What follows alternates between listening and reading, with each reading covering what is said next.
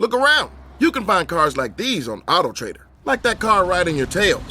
Or if you're tailgating right now, all those cars doubling as kitchens and living rooms are on AutoTrader too. Are you working out and listening to this ad at the same time? Well, multitasking pro, cars like the ones in the gym parking lot are for sale on AutoTrader. New cars, used cars, electric cars, maybe even flying cars. Okay, no flying cars, but as soon as they get invented, they'll be on AutoTrader. Just you wait. AutoTrader. If you only knew. That was crazy. They fixed it, baby. Let's go. Good to go. Love it. That's Hold on it. a second. Hold on a second. No, we good.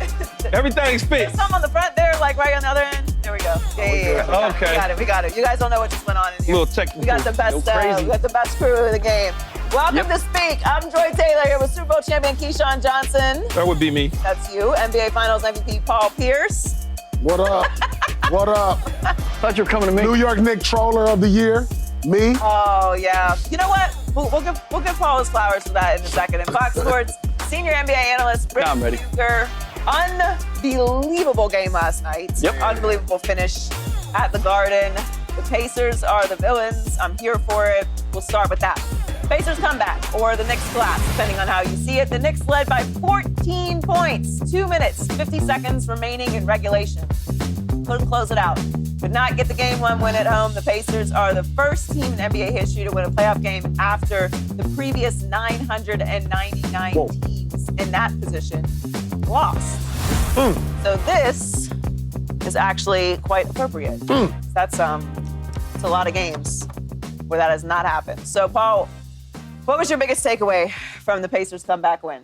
My biggest takeaway, and this has been the theme for the Pacers all playoffs long, is you can never count them out, no matter how much time is on the clock, because this is the third time we've seen it in this playoff run. We saw it against Milwaukee, we saw it against Cleveland, and now we're seeing it again versus New York. We saw it again versus New York in one of the greatest games I've seen in quite some time. And by the way, this playoffs has been phenomenal. It has. I mean, none of the teams seem like they can take advantage of home court advantage, and it's been like that. But the Pacers are a resilient group, and they're almost starting to look like a team of destiny. Truthfully, when I see these type of comebacks and this type of fashion from a guy who they called overrated by his NBA peers, Tyrese Halliburton. I mean, he's just coming on here and making the playoffs and Madison Square Garden his stage. I don't know, man. I didn't see this coming from the Pacers. I knew they were a dangerous team. I knew they were well coached, and I did know that they did make the conference finals last year and got handled pretty well by Boston. But right now, they're looking like a championship team. They have great coaching, a championship coach. They have a star player who he just makes everyone around him better. And he's not your prototypical type of star, because when you look at the stars that's left, Joy and Key and Rick, these guys, most of the stars are kind of like scorers, and they have to score big numbers for them to win. Brunson, Cat, Shea Gilgeous, Ant-Man. But this is a different type of star right here. He makes everyone around him better, which makes them difficult to scout, which makes them difficult, because like you can say, oh, we need to shut down Halliburton, but he goes out and get 15 assists, and that might be good enough for them to win. And while we're at it, before we move on, I got something for you guys. I brought, as you can see, I have this, for my New York. Hey, listen, New York fans, don't get mad at me. Don't get mad at me. This picture is from the New York Post. They sent this to me, and I was just like, all right, I like to read the New York Post. I'm a fan. So I got one for my co-workers. Thank you. Here you guys go. Thank you very much. Here you go, Rickster. And so I don't know if this is going to be the theme or how the rest of this series is going to go, but I know this is going to be a game we're never going to forget. It was an unbelievable watch, and I don't think exaggerating it. It was one of the more fun games that I've seen in a long time. And I didn't have a rooting interest either way in how it went. But it just feels like the Pacers are truly never out of it. This is the third time that they've done this in this postseason. Game 5 against the Bucks, down by 7 with 40 seconds left in overtime. Game 2 against the Cavs. Cavs were up by 14 start of the fourth quarter, 7 points with 57.1 seconds left. Cavs didn't score in the final 57 seconds. And now this game against the Knicks in Madison Square Garden, where you're just writing fairy tales. You're writing. This is the opening scene of the documentary. The ball bouncing in the air in slow motion. Yep. And who didn't know that was going in? I mean, everyone in that arena knew that bleep was dropping right down into the basket. It had to. Yeah. I mean, they snatched the soul out of everyone in there that's a Knicks fan or Knicks player. It's just, it was absolutely fascinating to watch. And to trick off a performance from Cat like that has got to sting. I mean, he was cooking. 35 points, 12 rebounds. He was everywhere. Everywhere, hitting threes. He looked unstoppable. And then here you are at the end of the game. I mean, at the end of regulation. I loved that. I loved watching it. It was physical. They looked exhausted at the end of overtime. That is a classic postseason game. And for all the stuff that we're talking about, the Pacers not being that interesting, I am in. They look like villains. Choke 2.0. I mean, look at this. Look at this. Like, well, how is that not marketing? I love this. Lean into it. In New York. He actually got the hands right, though. Right, he got it right. Exactly. You know, like the right hands over, the hands are appropriate. Immediately. And it was 30 years to the day, I believe, right? Was it 30 years today? To the day. Something like that, yeah. I know it was It's really, really special. You know, to me, you know, you say the takeaway from it, the Knicks took their foot off the pedal. Yeah. Much like the Celtics was doing, right? Just all of a sudden getting comfortable with under 3 minutes to go up by 14. You figured, okay. But then they started turning the ball over, tripping, doing things that was weird. And then all of a sudden you look up and Neesmith and company was just knocking down threes left and right. I mean, he was just boom, boom, just knocking them down. And as time was going by, I was sitting there saying, they can ready to lose this game. They get ready to lose this game. Then when they challenged the turnover late in the game, they used that last challenge, and they got that right. I said, they're going to lose. And like you said, Joy, when that ball went up, like I told Paul, I said, I knew it was going right back down in the net. You just knew. Everyone in the building You just kind of knew that was going to be the case. And it probably wouldn't even gotten that way. If you remember, Rick, there was a foul on Toppin's dunk. They did not call it, though.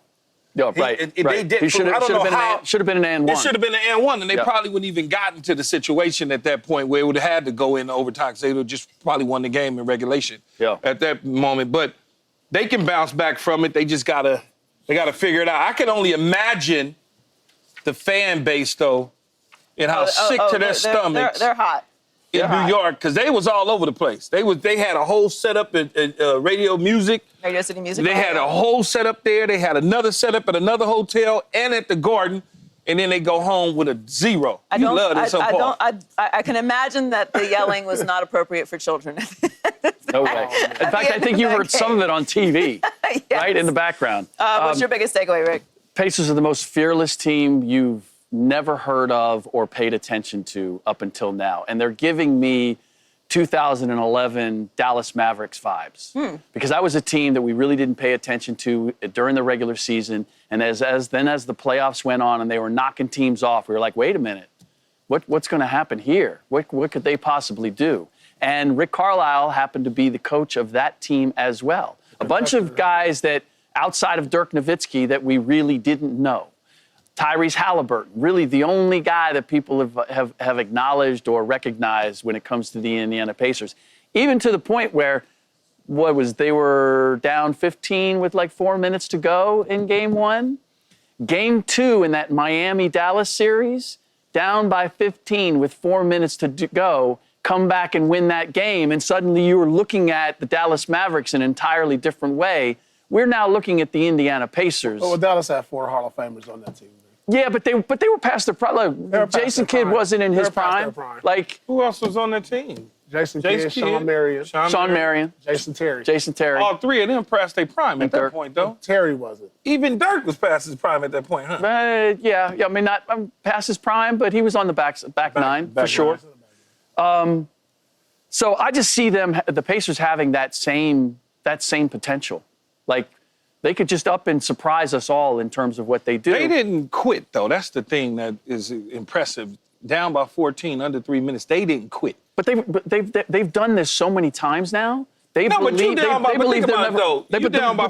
never out of it. But if you're down by 14 points, and the clock is study not in your favor, you automatically just human nature starts to, kind of just, okay, let's move to Saturday. Let's move to Saturday now. But you know the other team that's had that vibe, at least in the past, are the Denver Nuggets. And you know why? Because I see, you were talking about Halliburton.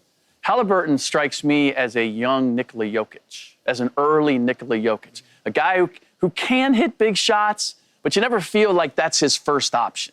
He's trying to get people involved. He's trying to keep things going, and I think that's the secret, because Aaron Nesmith knows if he's open, he's going to get the ball. Like, Ty doesn't have a problem stepping back and letting somebody else shine, whether it's Nembhard or Nesmith or Siakam. And then at the same time, if you need him to hit a shot, he's willing to step back and hit it. Yeah, Kat and OG also missed free throws. But you know what? So in the fourth quarter, so did the Indiana Pacers. I went back and looked at that. They were 7 for 11. But it never should have gotten to overtime. No. I agree with you on that. It never should have gotten to I agree with you on that. And tell me, correct me if I'm wrong, Paul, when you start missing free throws and turning the ball over and missing open jumpers or whatever the case is that the fatigue that's starting to set in the legs? No, it's that saying that you have, Key. That BB, you know that BB? Oh, yeah, tight. They got tight. That's what it is. The nerves set in. That's what that is. Yeah. Because you see that lead shrinking, You're right. and you can't. And like, we got to get a bucket. He got to the free throw line, like Joy said, and he hit the back of the rim. Yeah. He didn't even hit the front. It wasn't short. It was long. So did Halliburton, but his went straight up and in. But that's how it goes when the momentum is shifting in the game. And the Pacers, like you said, are fearless. They've done this before. They were never out of it. And you could tell that they were never out of it, because to Key's point, you're watching the game, and I'm like, oh, this is over. Yeah. Wait a minute. No, they was hustling. Pacers didn't play like it. Remember But because the Knicks were hitting shots, too. Like, it's not like they just went cold. So it's like, how did we get here? How is this happening? And before you know it, it's overtime. But the Knicks was trading 2s for 3s, though. That was a big thing right there. Nesmith was you get a deuce, we crazy. coming down on the other end, we going to knock down a 3. Yeah. Yep. Well, after the game, Josh Hart and Karl Anthony Towns tried to make sense of what happened. Let's take a listen. We didn't finish the game out. Like I said, we didn't run through that finish line. I feel like we defensively we didn't have. We let off the gas. The intensity, the physicality wasn't there. Offensively, we were playing slower, a little stagnant, and looked like we were playing out to lose. You know, like you said, we played 46 good minutes. Those 2 minutes is where we lost the game, and that's on all of us. So we all got to be better. We all got to step up to the plate. How are you? What's your mood after a game like this? That Joy, I don't want to talk to nobody. I'm going to go in my basement. I'm going to have all the lights on with some candles. I can't sleep. I'm going to be up all night. I'm going to need a sleeping agent, whatever that's going to be. I mean, this is heartbreaking. And I understand the ebbs and flows of playoffs, you know, because it's an up and down emotional roller coaster you go on right now. And like they're low right now. So I know what that feels like. It's like the world's coming to an end. You can't wait for the next game. But the good thing for the Knicks is they like, listen, we really beat them. And remember when I said to the Knicks about they were lucky versus Boston? Mm-hmm. Well, you have to have luck. Like Indiana was lucky. Mm-hmm. Would you agree they were lucky yesterday? He threw up a brick that went in. You know what I'm saying? And along the road to a championship, luck is a factor. Every year, I can tell you at one point where some team got lucky, and when that luck happens, and every coach I played for will tell you the same thing, and whether it's the college, high school, or the pros. Something along the road, you have to get lucky. This is lightning striking 3 times for Indiana. Which tells me this could be a team of destiny. They did it in the first round, second round, and now you see here in the conference finals. And if they end up winning this series, the Knicks are going to go back. Say this goes 7 games, the Knicks are going to go back to this game, and this is going to be a game they'll never forget. Do you think they lost the series with this game one collapse? No, I don't think they lost the series, because in that locker room, as disappointed as they are, they can go back and say, guys, look at, there's a lot of positive things they can look at the tape. Like, look, we went up 14 because we did these things right. The key is just to finish the game. Yeah. Clean up the mistakes in the fourth quarter. You the had turnovers. they had 2 turnovers late in the fourth. Indy had 0. You clean up all of those sort of things, and you can get yourself right back in and even the score 1-1. But if you allow the same things to happen to you again, that's like Paul say, man, sleeping. I can only imagine. I was just looking at Bronson at the press conference. Yeah. He didn't want to be there, knowing that he had to be there, but he didn't want to be there. Oof, I don't want to be there. You know, that fine. I don't even want to be a reporter in that room. Well, they won't snap. As long as you don't ask the question that. How do you feel? Yeah, exactly. Something crazy like that. How do you feel? Then your head will be still on your shoulders. Otherwise, I'm gonna have to snap it off. It's a really heartbreaking loss. Such a heartbreaking loss. Where do you guys go from here? Like, man, I don't want to hear that. No one wants to hear that. No one wants to hear that. Yeah. No one should be asking Can I tell you, even the other reporters don't want to hear that. Yeah, like the one reporter who asked it, they're all turning like, what do you think?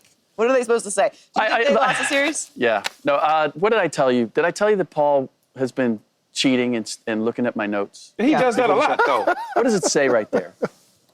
Under did the Knicks lose the series in game 1? The lucky bounce. Lucky bounce. Yeah, lucky bounce.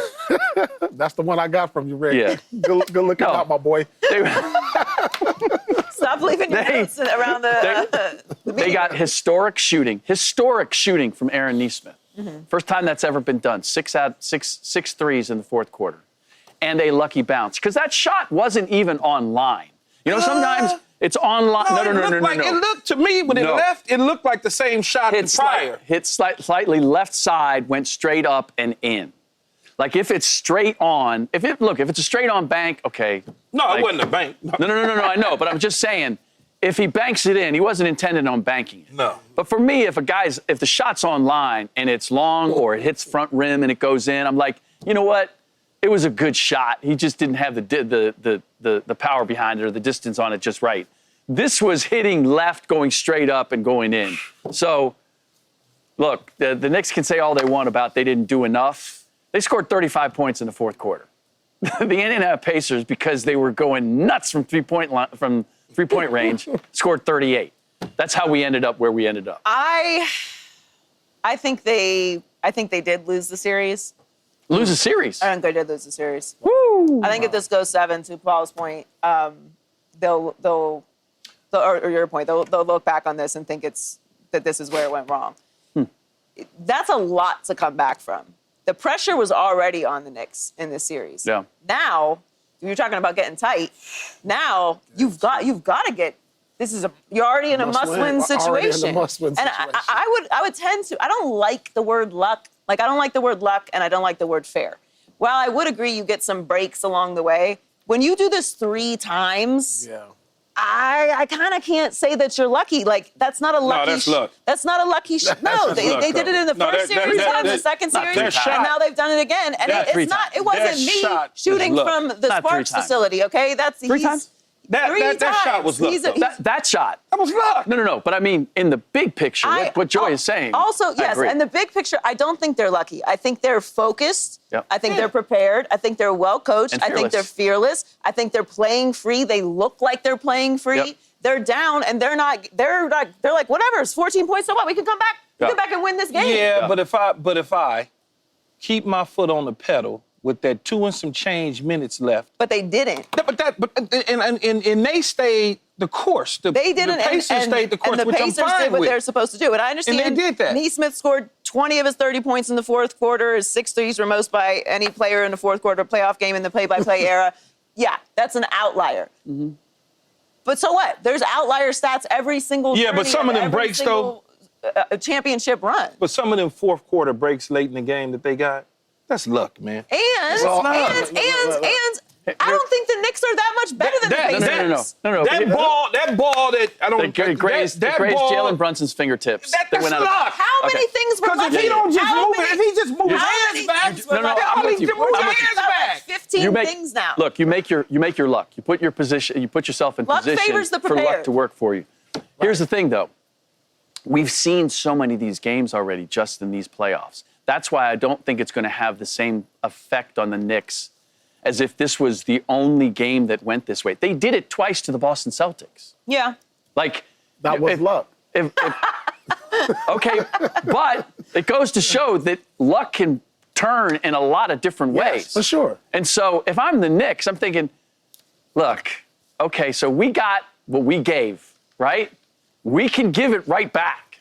There's nothing that says that, yeah, we blew an opportunity to take a 1-0 lead, and now we got some work to do.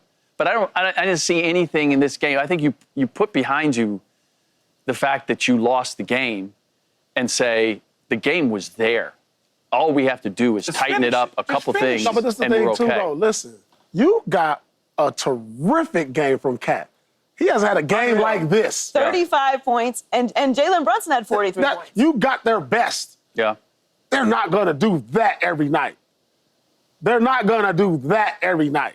And I know, yes, that Neesmith is not going to hit 6 threes in the last 4 or 5 minutes, of course. But to get to what I was talking about on the luck side, listen, only 4 teams have come back from down 7 in the last minute of the 4th or OT in the playoffs since '92. Indiana has done it 3 times in this playoffs. Only 1 team coming into this playoffs has ever done it. And like you said, Joy, you do create your luck.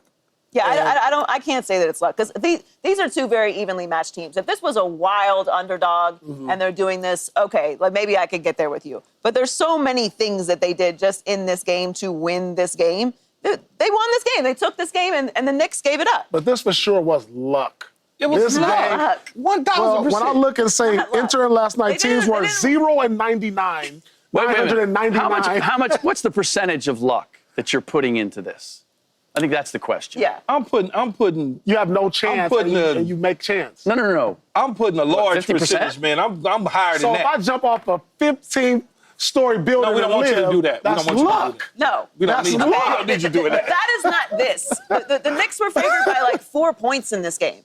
They're not heavy underdogs in this Joy, series. This is Joy. a very evenly matched teams. This is not They're some dominant up by 14 dynasty points. that The they're- game is basically over But it wasn't. And because they stopped playing and the other team kept playing. who made them do that? They're That's their own stupidity. They're lucky that the Knicks stopped being focused. Yeah, they are lucky that the Knicks stopped being focused. I don't know. I think that's taking away. I think that's taking away from what the Pacers have been throughout you. the postseason and what they did in this game. Which, if they got lucky to get to overtime, now you have to go win the game, and they lost in overtime. If they had forced overtime and the Knicks still won, then maybe I could get with you there. But they took this game. They Yeah, 'cause snatched after it. Smith turned into Reggie Miller, a la Reggie Miller. Okay, so maybe he did a little seance or something before the game. I don't know. But It after was you, intentional. but think though, Joy, after you take it to overtime, Right. the Knicks, the win is going out the sale. They are already feeling a certain way. You done surrendered a 14-point lead. First, they thought they lost. Then you just thought you lost. You thought Yeah, you lost you already. lost. So now you got an extra, but you could flip it the other way. Oh, Yeah, we thought yeah. we were done. Oh heartbreaking. no, we still got a chance to It's win. still It's heartbreaking to go heartbreaking, to though, overtime. man. It's To go to heartbreaking. overtime, you're already heartbroken. You already just completely just crushed. You know what? Tyrese Halliburton came up clutch last night. Maybe he's the most clutch player. He led the Pacers in scoring and assists with 31 and 11, plus his incredible almost game-winning step back pushed the game into overtime. Halliburton and the Pacers have won 3 games this postseason when trailing by 7 or more in the last minute of the 4th quarter or overtime. Only one team had ever done that previously, as Paul just said. So, Paul, is Tyrese Halliburton the best player in the series? I wouldn't call him the best player. I will call him The luckiest he's- player. No, yeah, I mean that too. But he's probably the most dynamic player. He's probably playing better than anybody in the playoffs. Like for me, the best player in the playoffs, if I had to choose the best player left in the playoffs, is the MVP Shea. But is he playing the best out of all these players? Absolutely. I mean, this guy is taking the playoffs by storm. It's like every week I'm seeing something from him dramatic. I don't know if this stems from him being benched on the USA team this summer.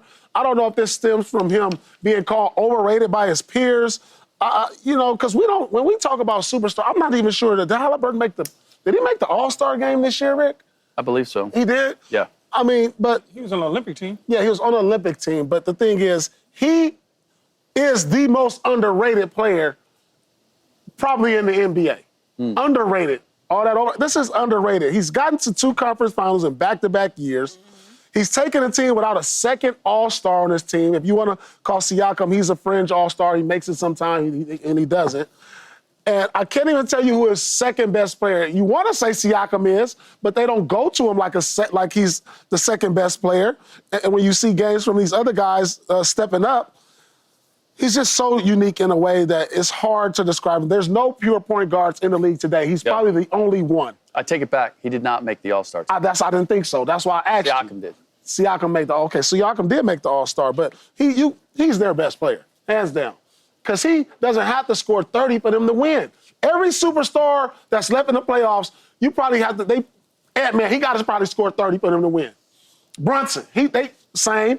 And who's the last? Shea. He scored They 43 all got he's so dynamic, he can give you 15 points and 15 assists and make his team great still. So I don't know if he's the best player. One can argue for him, though, but he's definitely the most dynamic. He's the most underrated. And nobody in the playoffs is playing better than him. See, and nobody is playing better than him in the playoffs. The playoffs is early right now in terms of this round. I still like Bronson in the situation, given his size and some of the things that he's able to do on the court. Now, look, he needs to obviously stop turning the ball over. He had 7 turnovers last night and almost had 8. The one where he inbounded and I think no, one he bounced. He was trying to throw it off. not that one. Not that one. That was a lucky bounce. That counts as that potential in turnover. But the one where he was taken out of bounds in front of the bench and he threw it, and I felt like it was Josh Hart that stumbled to go get it and nearly fell. But I feel like it's Bronson in this situation. Everything that Paul is saying about Halliburton is correct 100%. He doesn't have to do a whole lot as long as the other guys are chipping in. But when the time comes that he has to do, as we saw last night with the lucky bounce, he was able to nail it. Oh, it was a lucky bounce. We all know that. Yeah. I do not. That was as lucky as all outdoors. That could be a lucky bounce, but you guys are taking the luck factor here way, way, way too far. It's just not. They put himself in position to have a lucky bounce. He did a good job. Get them to overtime. No, he did. They did what they were supposed to do. Yeah. They kept their foot on the pedal when the Knicks decided that they was already going to the club to party. They figured it was over. They had the bottles already at the table. Man, they had already ordered them. Yeah, that's what I'm saying. We'll be there. Game was over. We'll be there by midnight. We're going to be there, y'all. Right. We'll be there by midnight. Is Halliburton the best player in the series? I'm not ready to say that he's the best player in this series, but he's certainly in the conversation. And I don't know that he was. In fact, I know that he wasn't when we were going into the series. I'm not even sure that we would say he was the second best. I think a lot of people had Jalen Brunson without question, the best player. Might have gone to Karl Anthony Towns next. I said it going into the series, and one of the reasons why Pascal Siakam was their all-star is because a lot of people looked at him as Indiana's best all-around player. So Tyrese has changed all of that, and I don't know that I'd put him there yet, but you give it a couple more games, and he keeps doing what he's done to this point. I mean, he certainly looked like it last night, and they're just supremely confident in themselves. Yeah. What? I'm just saying, whoa, yeah, you're right. I'm like, what did I say? I gotta watch myself. No. Yeah, especially with Paul. Like you're right. Yeah. I was like, I thought that was clean. I mean, one more inch, and that is an iconic ending. He was 31 points, 11 assists, only 2 turnovers. Yeah. Brunson had 43. 7 turnovers. But he had 5 assists and 7 turnovers. And I know this is not like. So if you're talking about production and efficiency, you could make certainly a very strong case that Tyrese Halliburton had a better game than Jalen Brunson last night. And not He that didn't any of shoot this it well matters, from the 3 either. but he is making the Pacers so likable. Who? Halliburton. Like they're arriving. Yeah. He's arriving. Wake me up.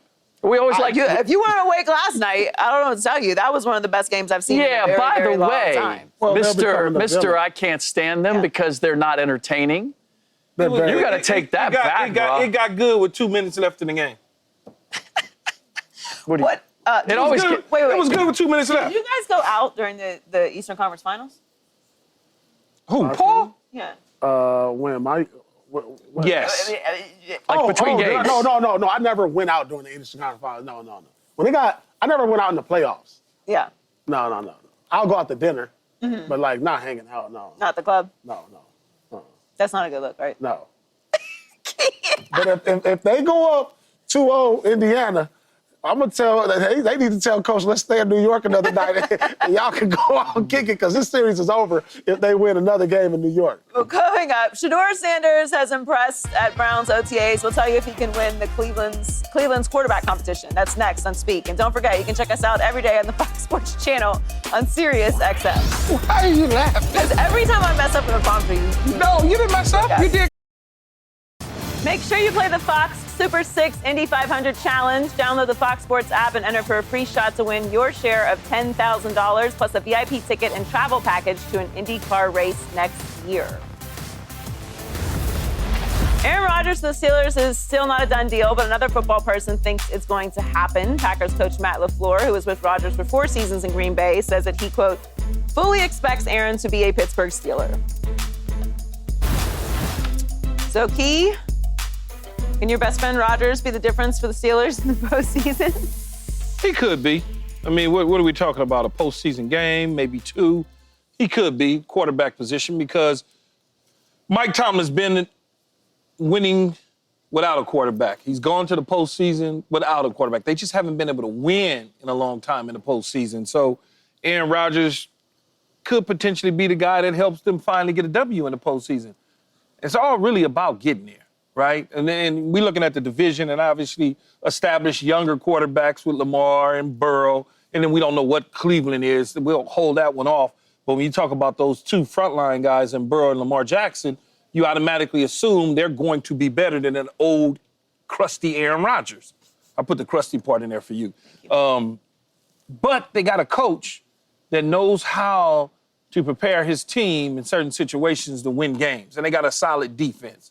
So if you got a coach and a solid defense and a quarterback that's just steady enough, you'll be okay. Well, I'm not even sure if he can get them to the postseason this year. I mean, we've seen what happened with the Jets. And yes, Mike Tomlin is a great coach and has never missed a postseason, but I'm looking at the roster. Yeah, they added DK. But I'm looking at what Rodgers has done, and I go as far as back as just last year. I think they had a better roster on the Jets last year than they do for Pittsburgh. And I expect that the Cincinnati Bengals are going to get better. If they make it to the playoffs with Rodgers, I'm not sure he's enough to advance any more than what they've done in the last 4 or 5 years, but being a first-round exit. So I think until the Sixers decide to invest in a long-term quarterback, one for the future, this is going to be a reoccurring thing for them to make the playoffs and get bounced in the first round. I don't think he's going to make a difference at all. I actually think they're going to have a worse season and miss the postseason. They'll have a winning season like they always do. But there are a lot of good teams in the AFC. The battle for the wild card spots is going to be so tough. Yeah. And the Steelers, to me, at this point, just feel like someone going through a ridiculous midlife crisis, getting in, like, unnecessary facelifts or running around in skinny jeans for no reason. Like, just put a quarter zip on. You've made your money. Jeans. Like, why? What are we trying to prove here? Skinny boys. She said a facelift for no reason. They're trying so hard. Jeans. Like, it's okay. God. You're the Pittsburgh Steelers. I thought I was the only person that look at people like that, but go ahead. No, we all do. It's just why are you doing this? Because You're a prestigious organization, a cornerstone of the NFL. You have 6 Lombardis. You have a coach that has decades of never having a losing season, and you're sitting around waiting for Aaron Rodgers, who won 5 games in 2 years with the New York Jets. But in all honesty, where is your dignity? He can still play the position. Can he? Yeah, because he was there in New York last year. That's the coaching. That's everything. So he needs things around him in order to be successful. Because he was supposed to be the savior in New York. But with the wrong coach. If you had put Mike Tomlin in New York in the Jets sideline and take that staff with that talent in New York, Aaron Rodgers, in my opinion, would have been a much better quarterback last year. Do you think that? And I feel the same way at times about Aaron Rodgers. Had a nice season last year? Excuse me? You think Caleb Williams had a nice season last year? For a rookie trying to figure it out, I think he played okay. Because they had virtually the same season. They had virtually the same statistics. He played okay for a guy trying to figure it out. Okay, so when we can all agree that Aaron Rodgers played okay last year.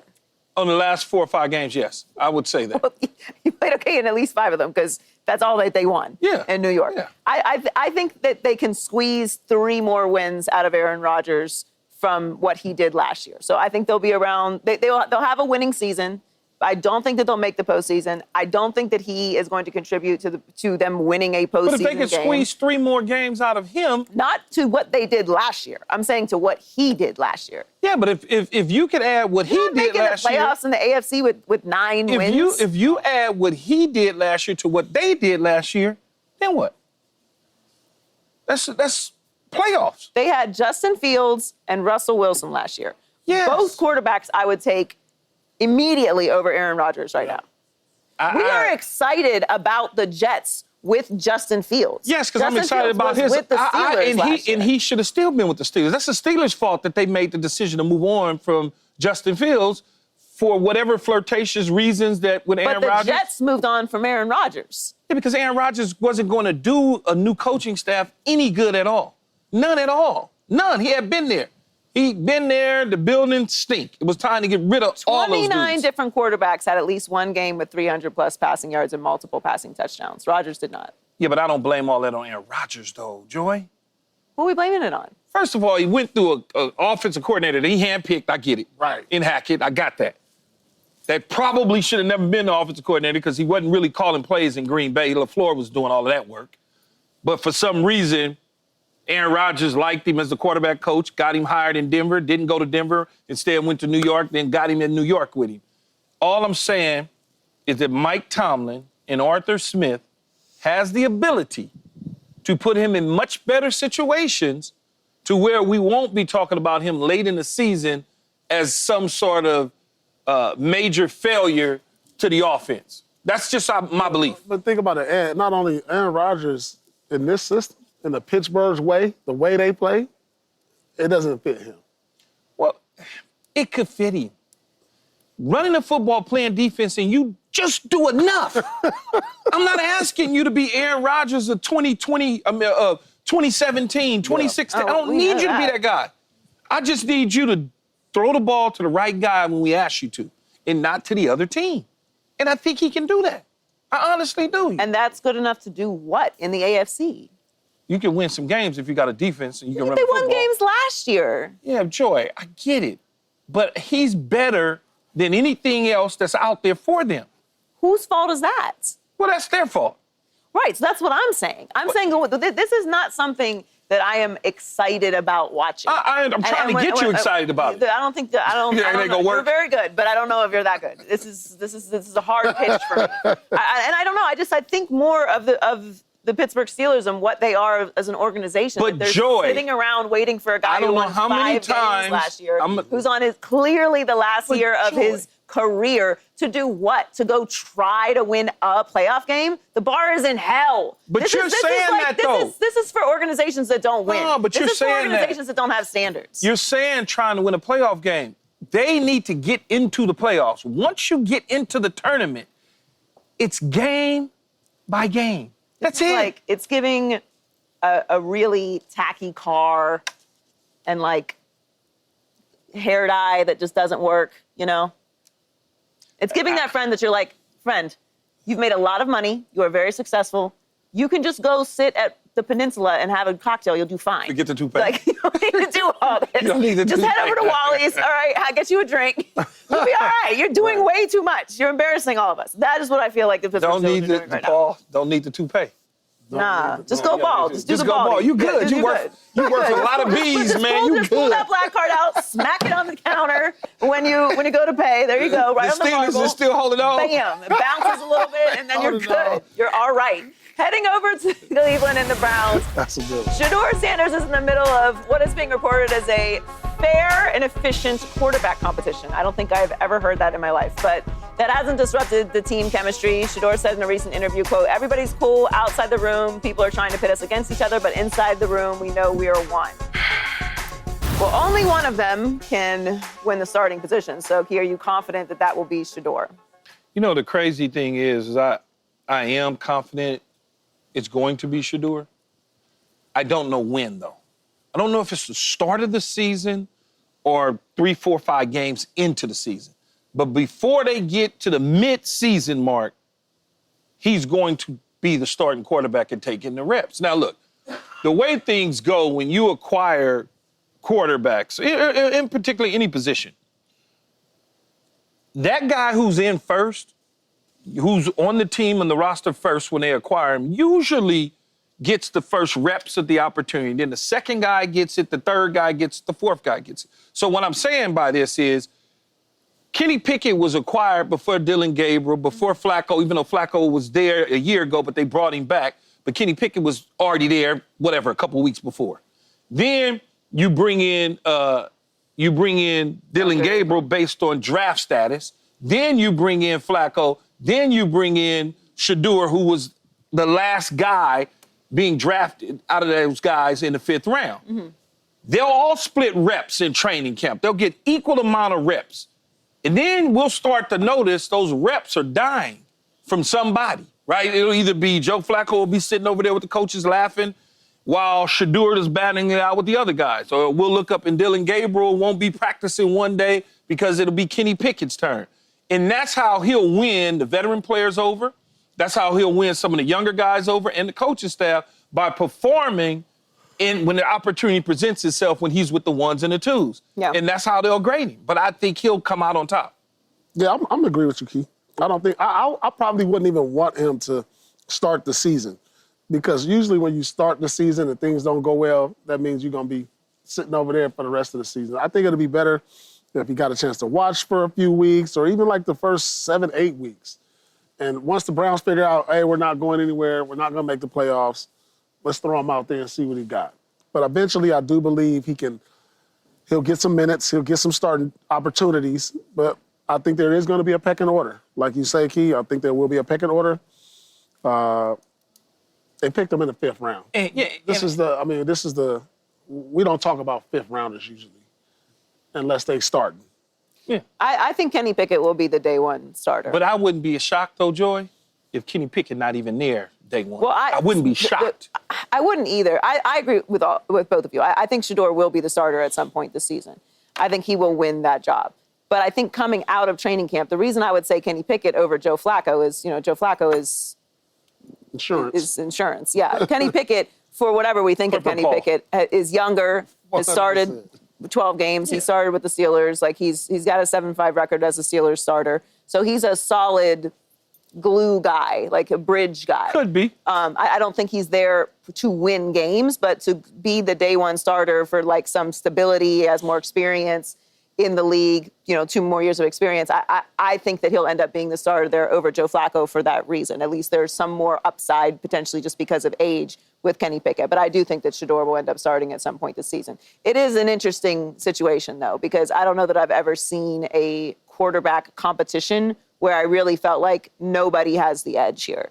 Like there's no reason to force someone into that spot. There's no money on the line. There's no legacy on the line. There's no overarching amount of experience. There's no connection to the team. Like whoever wins this will have really won it. See, I think Cleveland. Hold on, Key. Look at the schedule. He's gonna be starting soon. Look at the schedule. He's gonna be starting soon. We got they're gonna go 0-7. Green Bay, 0-7. Lions, Minnesota, Steelers. Woo! He's gonna be starting by week 7. Man, they got Cincinnati, Baltimore, Green Bay, Detroit, Minnesota, Pittsburgh, Miami before they get to a retooled New England. That's what he's gonna be starting. But Cleveland is not as bad as. They're not. But to not know what's going on at the quarterback. That makes it bad. Is tough. No, it is. It is. Yeah, but that is a gauntlet to start the season. I'll see him in New England. Yuck. Coming up, Shea was named MVP yesterday despite Rick Bucher voting for Jokic. So we'll tell you if voter fatigue played a role in this year's MVP voting. That's next on Speak. Man, that's brutal. Yeah, that's tough. Brutal.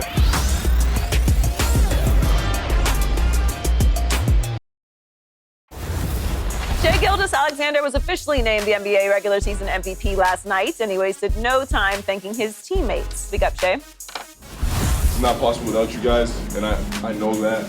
I appreciate you guys, love you guys. And just to, I guess, show my love, I got some gifts for y'all. Actually, you know what? Everyone just come over here and grab it, and then open it up like Christmas. Go ahead. I can't even open it, bro. Not a green box. Not a Did you green ever give anything as nice as a Rolex to teammates? I never won the MVP, Joy. A Paul Rolex? said, Man, I mean, that's like, you won Finals MVP. that was like third out. That was based on like I would like to one thank game, myself. one few games. Man, that You gifted yourself a Rolex after gifted that. myself a couple places. Did you a ever couple give places. teammates gifts? You got Rolexes? Did you really? Yeah. Damn. Wait, many? where teammates? How many teammates? Yeah. Every, Not all of them. the quarterbacks. So every year that I went to the Pro Bowl, Yeah, You you went gave through a a lot lot of of quarterbacks. Rolexes. That's a lot of Rolexes. So I gave, the Jets He's a guys, Rolex trick. Jets guys twice, and then Tampa guys. Yeah, I gave them Rollies and I brought them. So to what, like Hawaii 6? Even the backups because they participated in throwing me the football in That's practice. really nice. That is nice. Where are your teammates? Yeah. We're not there yet, though. I want the What do you mean I want we're the not there green yet? face. Let me No, tell we're you, not. When We're did we not get? there When yet. did we though. get there? What you When did we mean? get there? When we hit the ratings. If he gave his teammates Rolexes, I could imagine what he gave his girlfriends back in the day. That's big. But I wasn't even about to. But when you asked him about giving the Rolexes out, and Hey, I'm you said telling no, I was gonna get him, but I said I'm gonna stall him out. You ain't heard stall out in a long time. Huh? You not been on your game though. No, I was just gonna give him. I was gonna give him a pass though. I wasn't even. You gotta get. Because I was gonna say he didn't give his teammates Rolexes, but I wouldn't leave it alone. Chicken if you got it. That's Oh, what they said. No, it ain't Yeah. chicken if you got it. Sticking with I remember the that Bentley he bought. Never mind. MVP race. Shea got 71 of the 100 first place votes. Paul got boots. Coming in second was Nikola Jokic, who received 29 first place votes, including one from Rick Bucher. Jokic has won 3 of the last 5 seasons. And the 2 he did not win, he finished runner-up. And Yep. we also got news today that Jokic is keeping his guy, interim coach David Edelman. Nice. Will return as Good to hear. Edelman. Edelman. Will return. I'm joking. As the team's official head coach next season. So Shea is the MVP. You voted for Jokic. Yep. Do you think that he won because of voter fatigue? No, I think he won because the Oklahoma City Thunder won 18 more games than the Denver Nuggets. And voters, other than me and 28 others, didn't recognize the difference in the supporting casts, in my estimation, as to why they won 18 more games. And I don't know what argument you can make for SGA other than he was the best player on the best team in the league. And if that's the formula, then Jokic should not have been in second place on every ballot that voted SGA first. And he was. Every voter who voted SGA 1 voted Jokic 2. And if you're going to do that, and it's on the basis of 68 wins, best player on the best team, then Donovan Mitchell, with 64 wins, should have gotten some of those second place votes. And Jason Tatum, with 11 more wins than Nikola Jokic, should have gotten some of those votes. But then it sounds like you saying it is voter fatigue. No, I think, well, I don't know what it is. Honestly, I don't. Because if what you're saying is true, if it's just, and there is no set criteria for what the MVP is, and it changes year to year based on the narrative and how the season goes, we know that. But to your point, if it's just the best player on the best team, and that's how voters are voting this year, then Donovan Mitchell would have the second place votes, but he didn't. Jokic did. Well, you know what? Maybe it was voter fatigue, but the explanation that I've heard the most out there is because the Oklahoma City Thunder just won so many more games. Which I think is fair than the Nuggets. I mean okay, but again, if that's going to be if that's going to be your argument, then Donovan Mitchell and Jason Tatum deserved more recognition if that is your requirement. But wouldn't you think that Donovan Mitchell and Jason Tatum's supporting cast is greater than Jokic and SGA's? I'd certainly say it's greater than Jokic's. I think that Jokic had, look, my reason for voting for Jokic was he was better than he was last year when he won MVP. And he had a far worse supporting cast. No Contavious Caldwell-Pope. Jamal Murray wasn't the same player. Michael Porter Jr. certainly wasn't the same player. You're relying on Christian Brown and Peyton Watson. Christian Brown grew as the season went on, but those guys were highly inconsistent, and yet they were still a 50-win team. And so that combination for me, and looking at the fact that, and it's a small sample size, but the Nuggets were 4-8 when Jokic didn't play. The Thunder were 5-1 when SGA didn't play. So that tells me, while it is a small sample size, it tells me that the Thunder were very capable of winning games but I'd love to see, without their most valuable player. I would love to see those 6 teams that they played. Okay. And I would love to see what would you say, 5-8? 4-8. 4-8. I would love to see. You know what? I'm going to get that for you. Paul, do you think it was voter fatigue? I truly believe it was voter fatigue. Because look about this.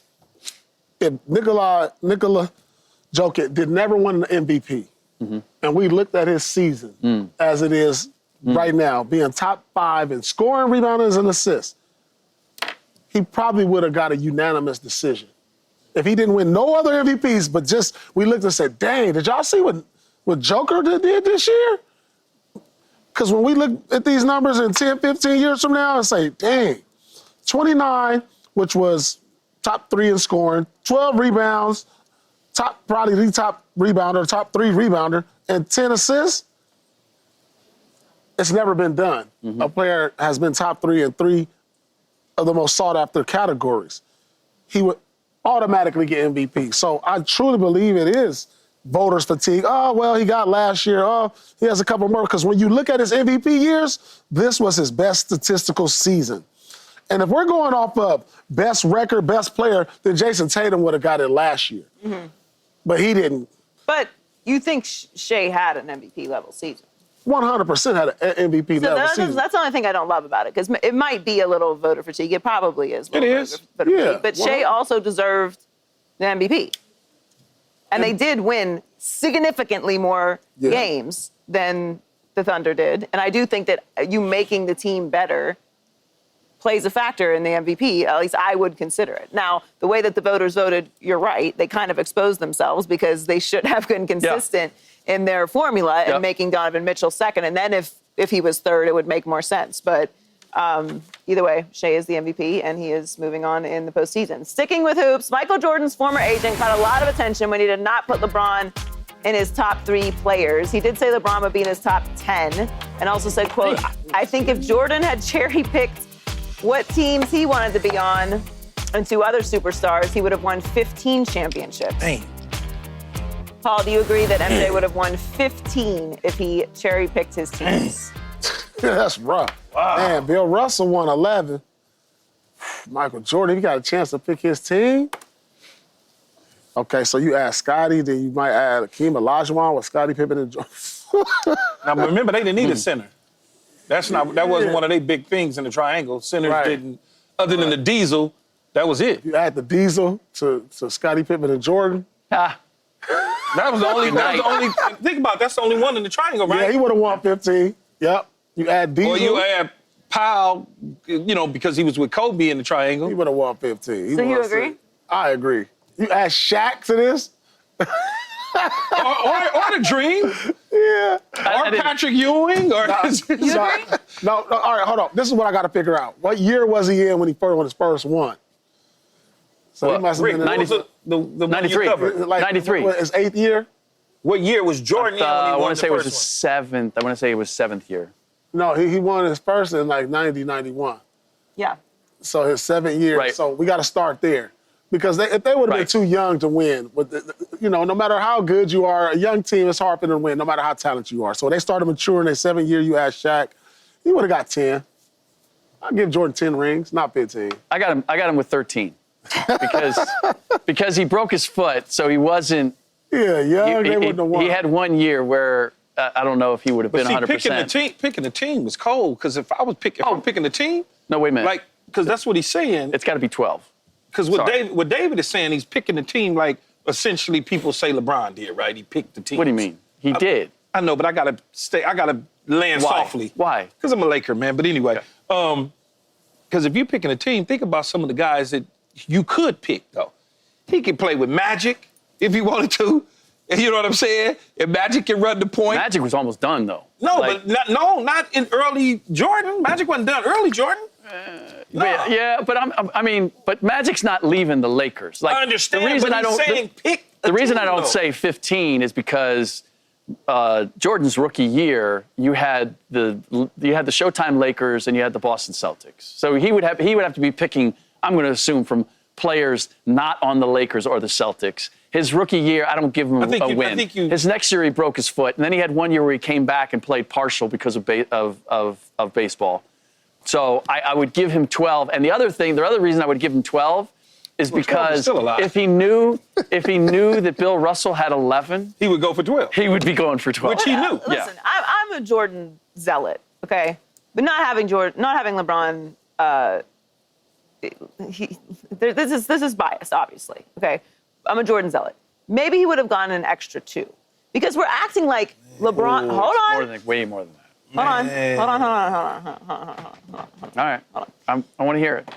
We acting like LeBron has won a championship every single year of his career because he's moved around or because he's had say over his rosters or coaches. We had opportunities. He went to 10. Steph didn't move around. Steph has the same amount of championships as LeBron. Right, but LeBron went to 10 finals. Like, he built teams that were capable of getting to the finals. In my mind, if you build a team that's capable of getting to the finals, you put yourself in position to try to win one.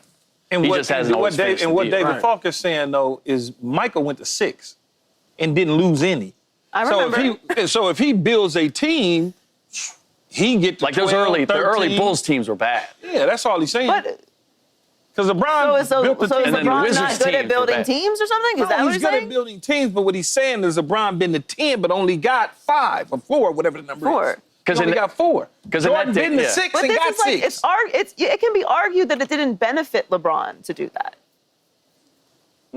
How so? Yeah, how so, Joy? Because we're trying to say that it's like just because he moved around, he's won all these championships because he's done that, and not just because he's great. But he has 4. Like Steph has 4. Steph has stayed with one team the entire time. He hasn't picked his teammates. He has 4. Like, the benefit of moving around doesn't necessarily mean that you're going to win championships or picking your teammates. A lot of it is shade to LeBron, though. It's some shade but it doesn't to LeBron. make sense. It is shade to LeBron, for sure. For sure shade to LeBron. Right. It's shade to LeBron. As I interpret... I want it to make sense. Yeah. But here's the thing. It doesn't make sense. So if you go to one team and you have them use all their resources to build the team that you want to go for a championship. Okay. And then you go and win championship, or at least you get to the finals, right? And then they've used up all their resources. So then you go to the next team and you go, let me pick this team that I want so that I can take that I can have a team that's going to help me get to the finals. Mm-hmm. And then I go to a third team after I've used those resources. Like, Michael didn't have that opportunity. The league didn't operate that way at that time. And guys didn't want to play together like that. Right. Player mobility wasn't what it was. But what I'm saying is, who's to say that LeBron wouldn't have more if he had stayed with Miami in that culture, with that consistency of the coaching level or role players? Who's to say that Cleveland wouldn't have been able to do that? Like, it can be argued that him moving around to these different places has kept him from winning championships.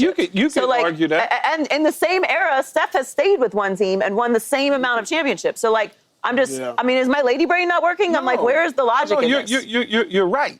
The difference is it the hormones? But no. What you're doing is you're arguing that the premise is false or faulty. Yeah, it's faulty. Like the idea that alone. And I get you making that argument. I'm just going with the idea that if Jordan... Am I ruining the fun? Kind of. Okay. Yeah, you kind of ruining the fun a little bit because it didn't happen. Right, it's all hypothetical. Yeah. I don't know. Jordan probably would have got 12, though. I'm just saying. I'm being held back by the need to make actually, sense. Joy, you kind of shot down the whole premise. Sorry, guys, I killed that block. Yeah. Coming up, how long was Halliburton planning on doing the Reggie Miller choke celebration in the Garden? We'll tell you what he said next on Speak.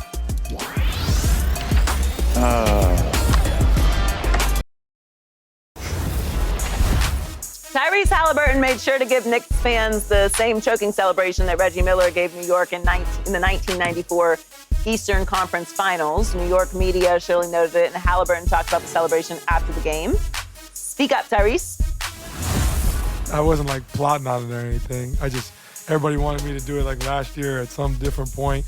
But it's just gotta feel right. And it felt right at the time. If I would have known it was a 2, I would not have done it. So I think I might have wasted it. If I do it again, then people might say I'm like aura farming. So I'm not, I don't plan on using it again. Yeah, you can only do that once. Yeah. No, he can run it back. No chance. No, he can run it back. No. Nope. If they, let me see. So it would be 2, 3. So that would be game 5. It would be 5. Yeah. 5 or 7. Yeah. You can run it back at 5 or 7. No, because if it goes to 7, it can only happen in a choke. This was choking. They choked. Yeah. They choked. They literally choked. Yeah, that's true though. Yeah, I guess you're right. Yeah, this is the only way. He can pull it out though once they win. If they win, You he can gotta pull do it the out. gentle choking. Okay, just dabbles. Anyway, just like a little. It's fine. You I did get enough. it. You know, I get it. you sent the message. Over to the Western Conference Finals. Anthony Edwards and the Timberwolves got outscored by the Thunder by 30 points in their Game 1 loss. I love how all y'all just laid out on that. Because I have nothing for you. 18 points in the game and 0 one-shot attempts in the entire fourth quarter. Go ahead, it's your show. Go right ahead. Right. I'm clearly just taking over the show. We got to make sense. Yeah. You know, Rick. Yes. Will Anthony Edwards bounce back tonight? He better. Because I'm getting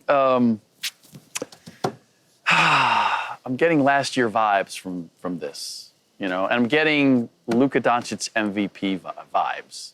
Because we always start, every season for the last few years has started with Luka Doncic as the MVP favorite. Mm-hmm. And every playoff series, or every playoff year starts with us talking about Anthony Edwards ascending and being that guy. And then as the season goes on, Doncic falls off the pace, and the same thing happens to Anthony Edwards. And I need to see him do what I'm seeing Jalen Brunson do and Tyrese Halliburton do. Because we put him in this hallowed, atmosphere of being one of the superstars in the league. And yet I could make the case that Julius Randle is the biggest reason why the Minnesota Timberwolves are where they are. And you had a Game 1 here against the number 1 seed, and you were strangely passive and tentative. You're too good. You're too important for the Minnesota Timberwolves to play that way. So at the very least, he has to answer the bell and realize that, I don't know what was going on, maybe too much time off or whatever, but I understand my role and my significance and my importance to my team, and it's not going to happen again. Yeah, he has a huge bounce back night. You go back and you look at the last series, coach called him out, he came back and he played extremely well. I don't want to say all superstar players, but a lot of times until you really hit, you're going to have these ups and downs, and then once you figure it out, and you stop sticking your toe in the water trying to figure it out like he did in the fourth quarter. It was 0 points in the fourth quarter. That's not going to happen. It's not going to happen. Well, it can't happen. He's not going to allow it to happen because people are had going... some quiet fourth quarter. Yeah, but in this situation in the playoffs, man, he ain't going to allow that to happen, where he goes 0 points. I hope you're right. He's not going to allow that to happen. He's too good of a player, like you said, Rick, and he's the heart and soul of the team. Mm-hmm. The coaches have already talked to him. Some of his veteran players have already looked him in the eyes. How many times? And this is the problem that I have. But it could change from series to series.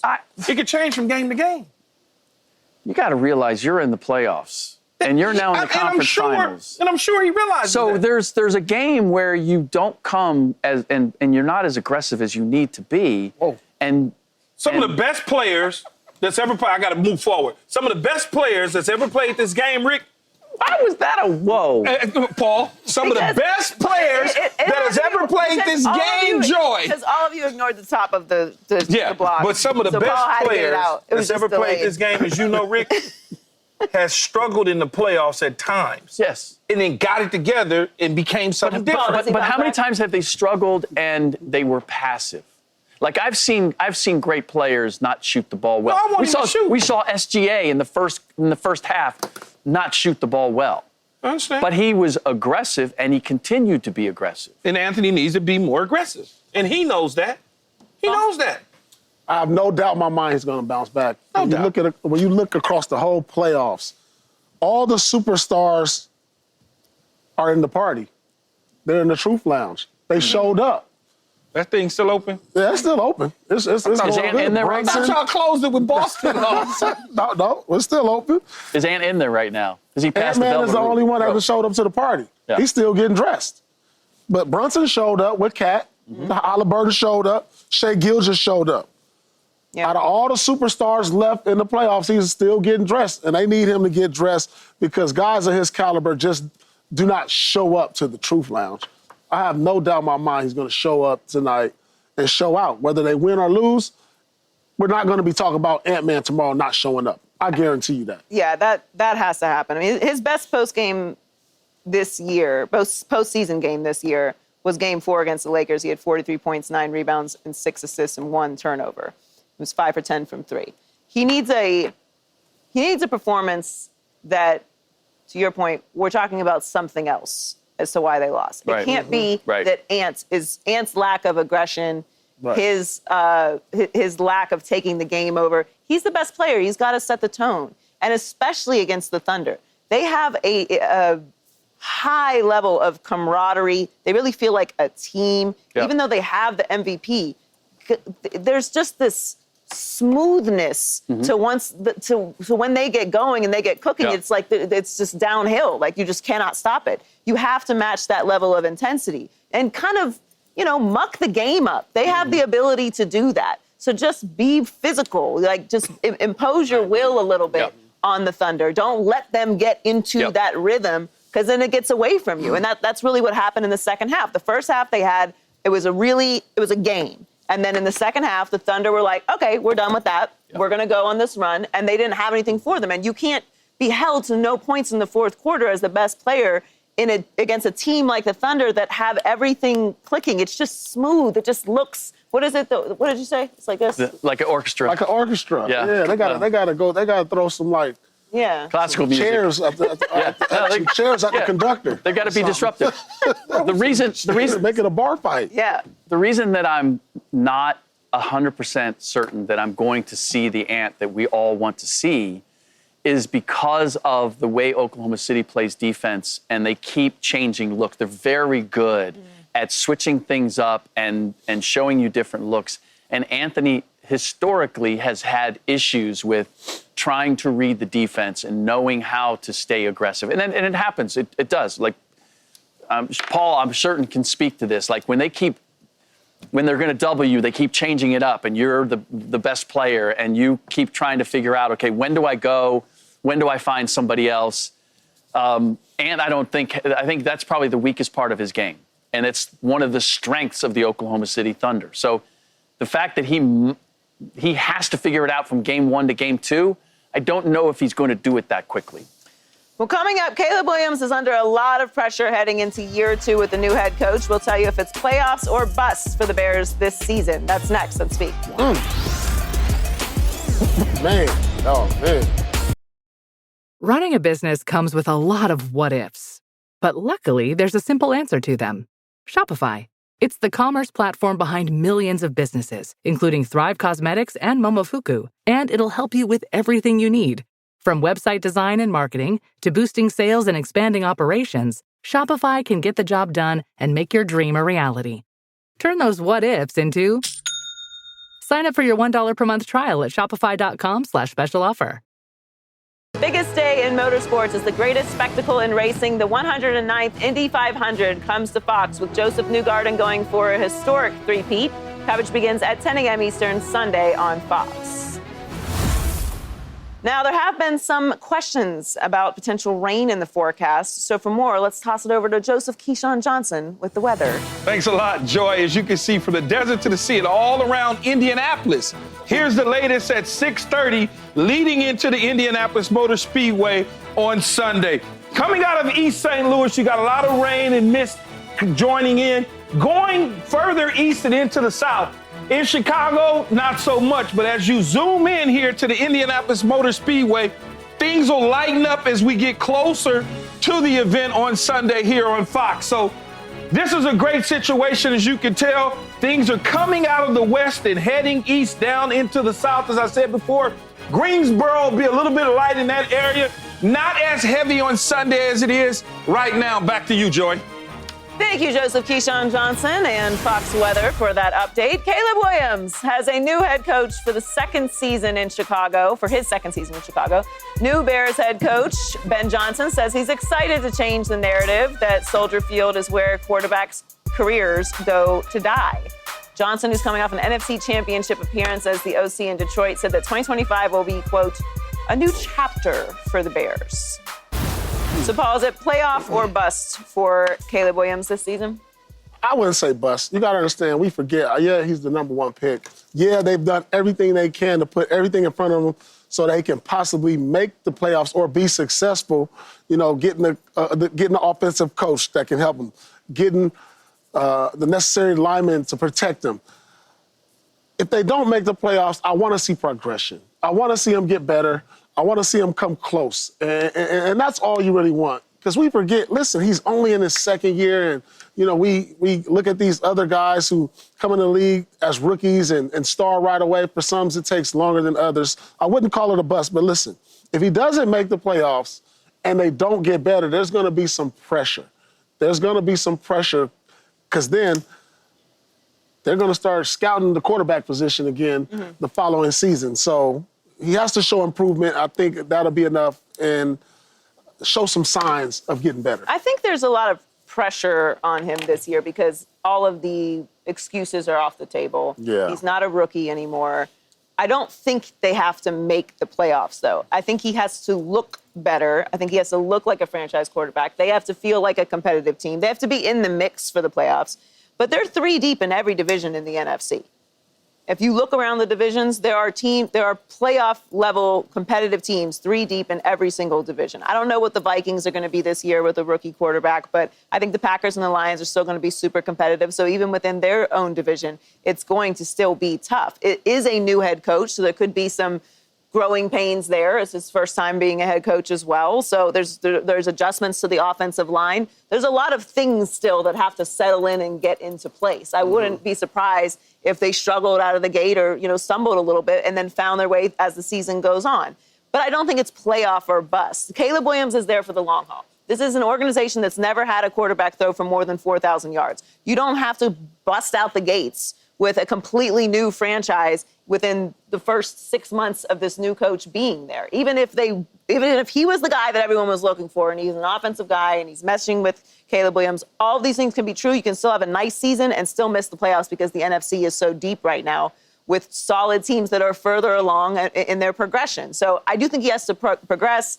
The sacks have to go down. And by midseason, we should be saying Caleb Williams is the guy in Chicago, and they're going to be formidable very soon. There's a lot to unpack when you're talking about the Chicago Bears and Caleb Williams. And it not only does it have to do with just Chicago, but it also has to do with those other young quarterbacks that are in the National Football League having success. Yeah. Okay, so when you start to look Stroud, Jaden Williams. Stroud Jaden Daniels. and Jaden Daniels and Jalen Hurts and just the young quarterback position, and you look up and you got everything that you asked for in a head coach, offensive play caller, that is now your head coach that is going to be calling the plays, who is at this point, people were thinking a quarterback whisperer, an expert.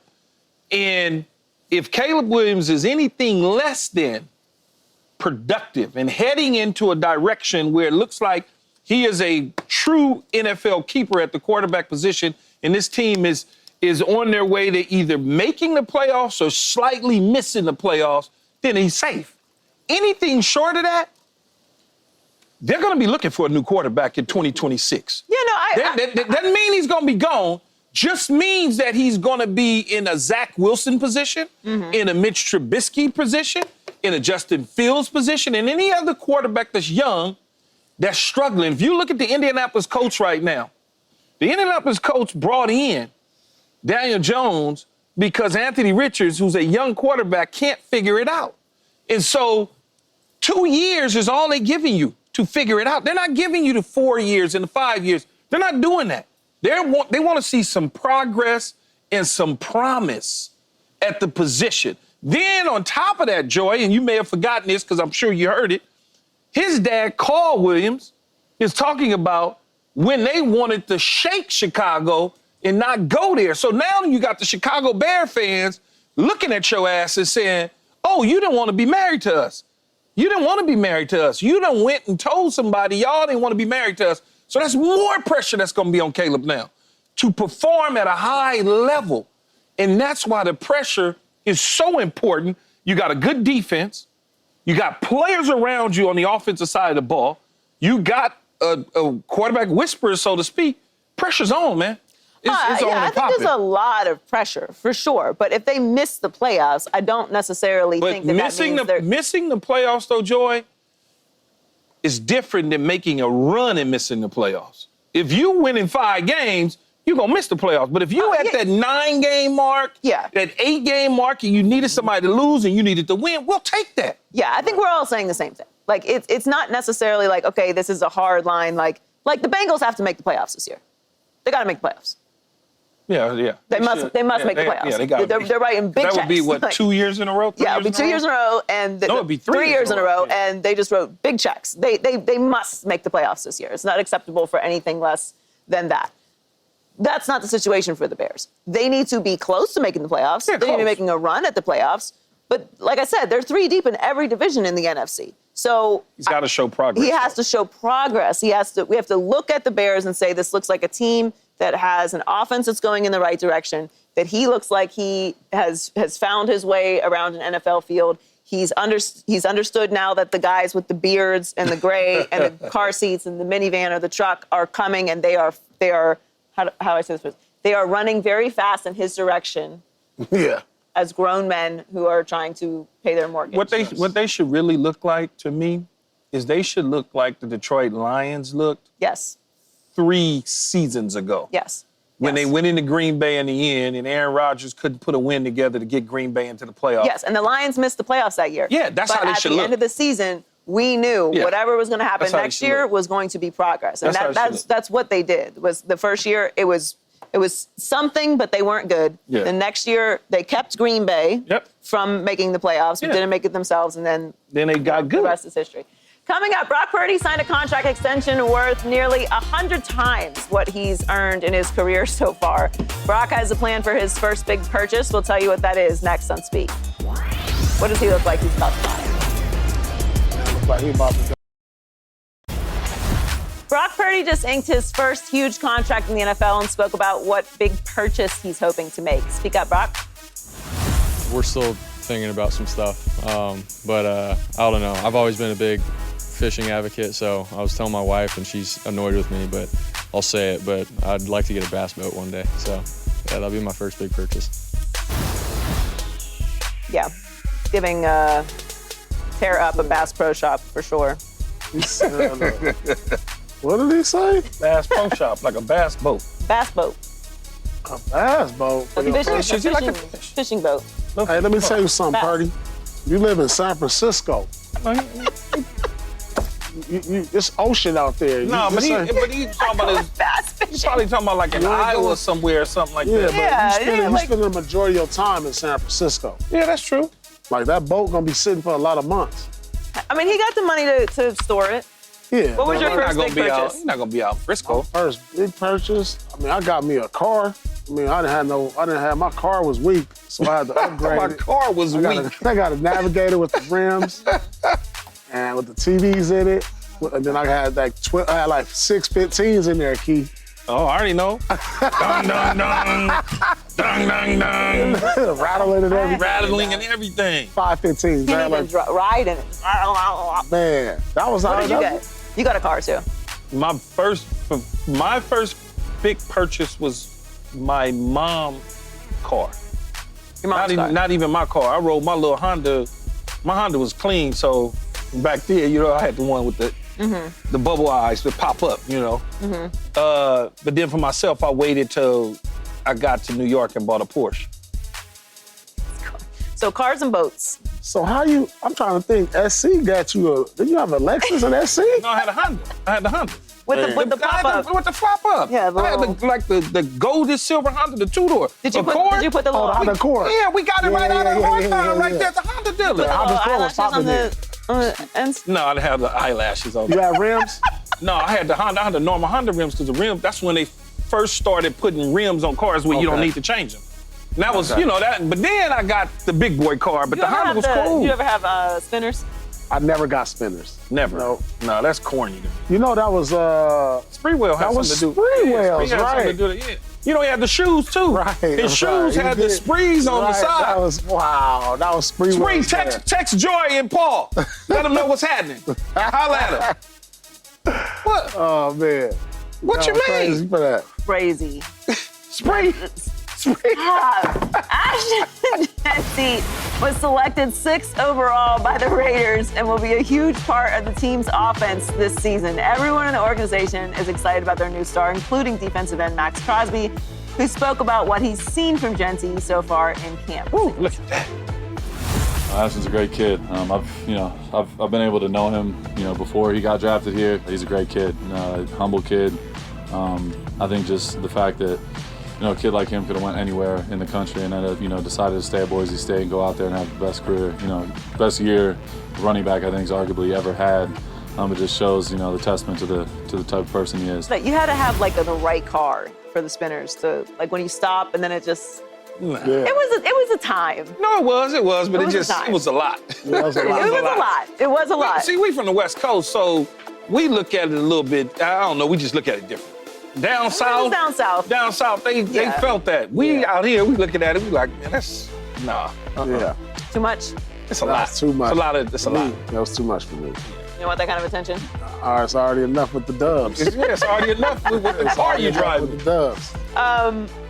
Which rookie will have the biggest impact? The Raiders are hoping for a big year from Jesse, but will he have the biggest impact as a rookie in the league? I honestly. Well, I'm going to exclude the quarterback position because they touch the ball a lot. But in terms of just pure talent, I think it's going to be Ashton Jesse because the situation that he's in is perfect. You have a veteran quarterback that they're not going to ask to throw the ball all over the lot. They're just going to ask him to do his job and do it well. And Pete Carroll wants to run the football. I mean, that's what he wants to do. That's why he drafted the guy with the 6th pick. He sat there and couldn't wait for him to land, and nobody went up to get him. He's sitting back there, and he's like, we're going to get our guy. We're going to get our guy. They got him. And they're going to run the ball just like they did with Marshawn Lynch and company. And then they're going to throw it here and there with Geno Smith. And they're going to play defense with Crosby and company. And I think he's going to want, if it's not a quarterback, he'll be Rookie of the Year.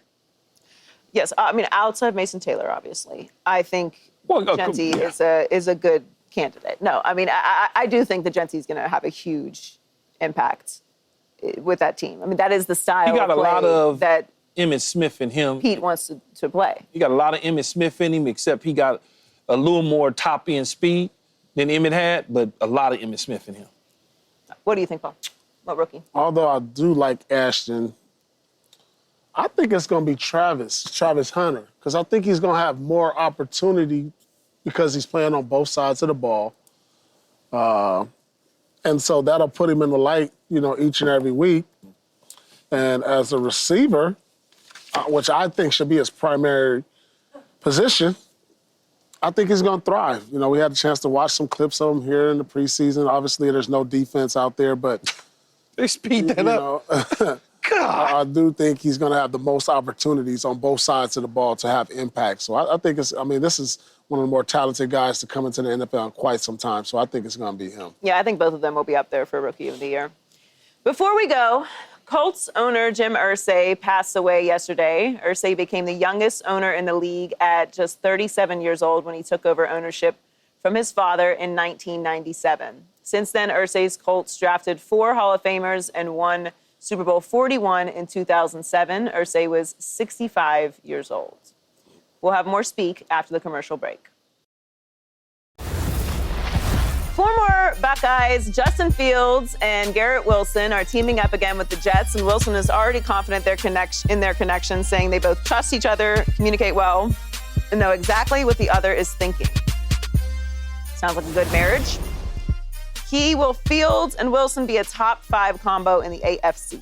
Top 5 combo, are we talking about statistics or just pure play? Because if we're talking about statistics, then I don't think there'll be a top 5 combo statistically, because Cincinnati will throw the football way more than the New York Jets, right? And so when you pair Chase and Burrow, same thing with Justin Herbert and Ladd McConkey, my favorite. They'll throw the ball a little bit more. Glad you need to come on the show. Tua and Tyreek will throw the ball more. CJ and Nico Collins, if CJ or Nico is healthy the entire time, they will throw the ball more. But what will happen with these two, they will give a lethal combo to the team, of course, and they will give fits throughout the AFC conference and any other team that they play against, because they do know each other. And their body language is the same. It's almost like Aaron Rodgers and Devontae Adams, when they got to the Jets together, they got on the same page after a couple weeks because he knew him. He knew him with no problem at all. Now, Garrett Wilson has his guy. He has his guy, but I don't think statistically he'll be in the top 5, because I don't think they're going to throw the football like that. They're not going to allow him to have 1,700 yards. It's just not what they're going to go into New York with a young quarterback trying to figure it out in Justin Fields. They're not going to do that. But they still be a lethal combination. Yeah, I think they'll be really good, but I got 5 other combinations that I think are going to be better, and I don't even know if they'll be the best combination in New York. When I look at Russ and Neighbors, I think they're going to be pretty good. He'll target him a lot. Obviously, Burrow and Chase, Lamar and Zay Flowers, I think they're going to be really good. Mahomes and Kelsey, I'm never going to downplay them. I think they're going to have a bounce-back year. Tua and Hill. So they got their work cut out, but there'll be something we'll talk about at some point during the season. So, but not quite top 5 in the AFC. No, not yet. Well, I think that Justin Fields is just going to feel more comfortable with him. Yeah. Because they have such a familiarity, having played together in college and having that connection. And as they're talking about, the chemistry, and Key, you can, tell us about that, about how much that matters between the quarterback and receiver. A lot. It matters a lot. Yeah, so they're going to have that, but they have weapons in New York to move it around and make things easier for Justin Fields. So he's going to have that big explosive play option in Garrett Wilson, but I'm with you. I mean, when you're talking about Josh Allen and you're talking about Tua and Tyreek, Lamar and Zay, Joe Burrow, Jamar Chase and T. Higgins, CJ and Nico, Patrick Mahomes, Rashee Rice, or Xavier Worthy, or Kelsey, Justin Herbert and McConkey, Trevor Lawrence and Brian Thomas Jr., Travis Hunter, Justin Fields and Garrett Wilson, where they fit into that, we'll see. There's just teams that are further along right now that with their quarterback receiver combination that I think we'll probably pay more attention to, but I believe by the end of the year they're going to be he's a New York Jet lifer, though. Garrett Wilson is. He's a New York Jet lifer. They need to get a deal done with him this summer or going into the season, long-term contract, put him in that numbers, wherever those numbers are, put him up there, and he'll probably wind up being a 1,200-yard receiver, so to speak, 8-9 touchdowns in this particular system, in this particular situation, because outside of him, it's extremely important for the quarterback to succeed. And in order for the quarterback to succeed, you got to put him in situations to be successful. Don't just put him in situations just because you want to throw the damn football all over the lot. It's got to be the right situation for them to be successful. And that's why I like it, and that's why they're excited about it, because he's with someone now, Garrett is, that he's familiar with. And for young quarterbacks, to have some players around them that they know and they're comfortable with, particularly in a new situation, this is good for both of them. So we are a Jets show now, you guys, so just gear up. Coming up, Anthony Edwards needs a big game tonight. We'll tell you if the Wolves get it done in Game 2. That is next on Speak.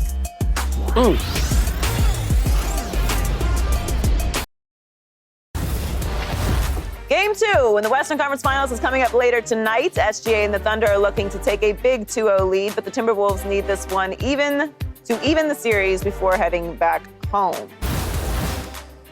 So, Paul, we talked about the need for Anthony Edwards to have a big game tonight. Does Minnesota get the win? Anthony Edwards will have a big game tonight, and I expect Minnesota to bounce back, because if they go down 2-0 I believe there's a 75% chance they lose the series, so they can't afford to go down 2-0. Ant has to step up and be the superstar that we know him to be. Taking it back to Minnesota 1-1. Where do you get that percentage from? I made it up. You did not make it up. 75%. No. I'm taking the T-Wolves. I got to dig deep. I can't get off I picked them early. I just can't do it. I Yeah, gotta you go down bailed the Flames. immediately. No, I'm with Ant-Man. I'm rolling with Ant-Man.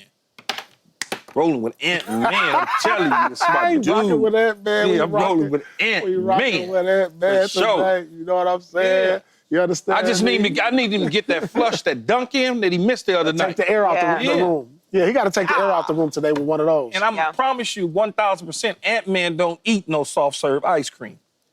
Just We telling can't you. eat nothing around here. Can't have soft serve ice cream. Ice cream's good. I think they're going down 0-2, but they'll even it up in Minnesota. Soft serve ice cream, man. Come on, man. Y'all That's crazy. it for us. We'll see you back tomorrow, 5 p.m. Eastern. Dripping all down your arm. You did crazy.